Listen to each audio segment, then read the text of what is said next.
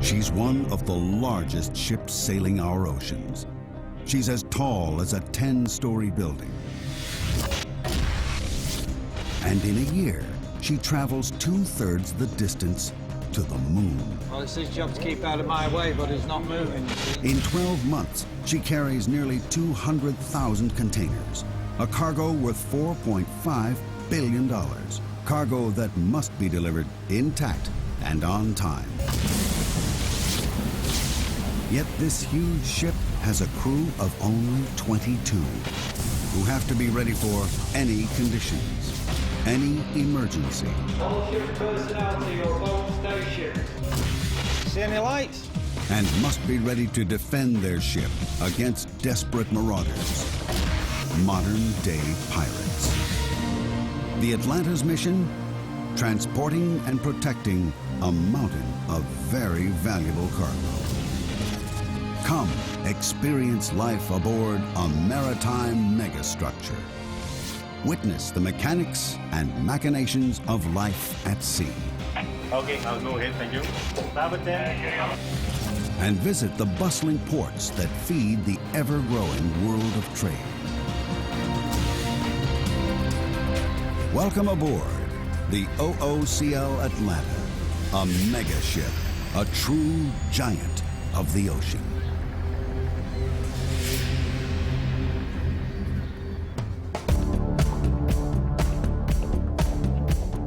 The Atlanta is one of the latest and largest class of container ships. Known as Post-Panamax, she and her kind are too wide to sail through the Panama Canal. If she were a naval vessel, she'd be the equivalent of an aircraft carrier with a crew of several thousand men. The Atlanta has a crew of just 22, ranging from a handful of ordinary seamen who work to keep the Atlanta shipshape at all times. 5 engineers keep the ship's engines, power plants, and operating systems up and running. And a team of 4 officers work in shifts around the clock. Junior officers stand watch and keep a close eye on the weather. Second Officer Law is responsible for navigation and communications. First Officer Jonathan oversees all the crew, the safety, and daily running of the ship and all cargo load. At the team's head is a captain who's spent all his working life at sea. Starboard 10. Starboard 10. Captain Roger Llewellyn is a man with salt water coursing through his veins. And over the years, he's developed some interesting sleeping habits. One eye open, always. We sleep with one eye open because at 25, 26 knots, you've got to jump out and up there. Up there is the bridge, and that's where the sailor who never sleeps has spent most of his last 30 years. He's sailed every ocean on the planet and visited every nation that borders the sea.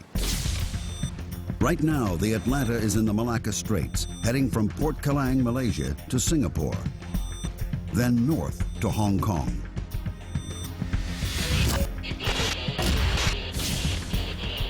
It's a hectic schedule on a crowded route. 050. A lot of traffic not doing what they're supposed to do, a lot of traffic not reporting.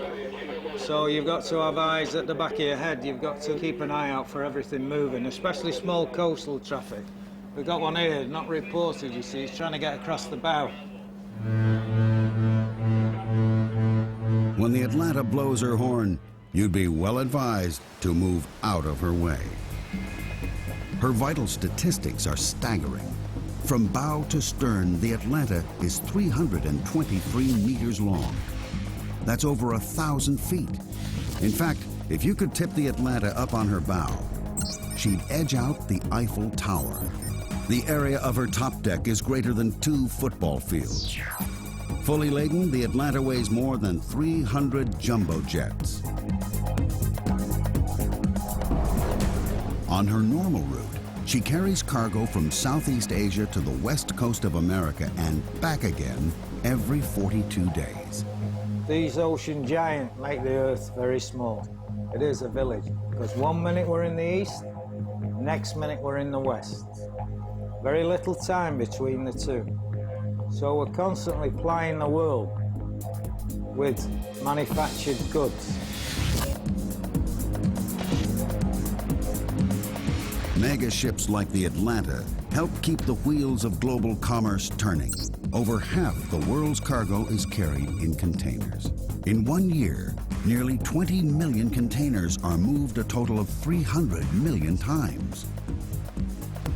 It's a payload worth almost $5 trillion. The Atlanta may be loaded down, but she still has to be on time. She runs to schedule for thousands and thousands of miles. She'll arrive on time. In Singapore, containers are arriving from all around the region. Some have a date with the Atlanta. These transfers must be planned with military precision. It's a chain where a weak link means a cargo gets delayed, or even worse, lost. The bottom line, the cargo must be at port waiting when the Atlanta docks.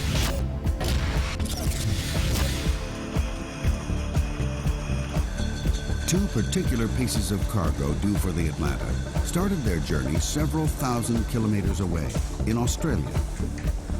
One is precious and fragile, a shipment of 999 cartons of wine from the lush vineyards of South Australia. The other is also a gourmet delight, but this time highly perishable, a container load of sweet, succulent prawns. Both the wine and seafood are bound for shops and restaurants in Hong Kong, and both will require extreme care and constant supervision. OOCL 30 good morning. Can I have your last port of call? The Atlanta's due in Singapore in less than 24 hours, but there's a problem. Third mate. Yes, that's correct, over. Third mate. Yeah, OOCL Atlanta, the master here. I sent it yesterday and I sent it again this morning when I left Port Clyde. Roger, but so far we've not received it. Port procedures are very strict. I give up.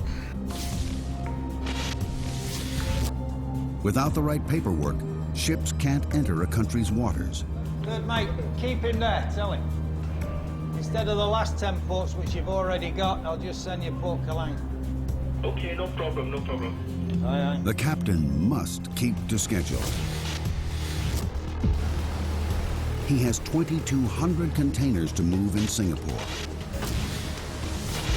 And he must get there on time. The Atlanta is steaming towards Singapore Harbor and the planned 2,200 container moves. This megaship is purpose-built for one thing only: to carry cargo. A mountain of cargo. All up, she can carry 8,063 20-foot containers. These are the lashing bars and the turnbuckles up. These are 20 foot. You can load 20s and you can load 40s, either or. But we still need lashing forward and aft. Keep them fixed in position.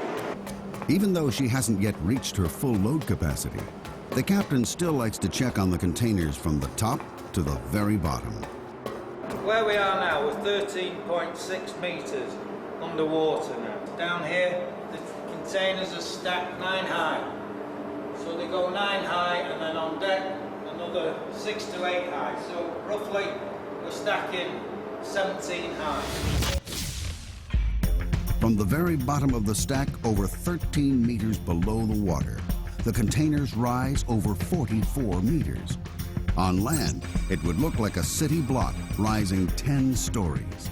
If laid end to end, those containers would stretch further than an Olympic marathon, nearly 50 kilometers. A little over 40 years ago, it was a different story. Products like wine would have been transported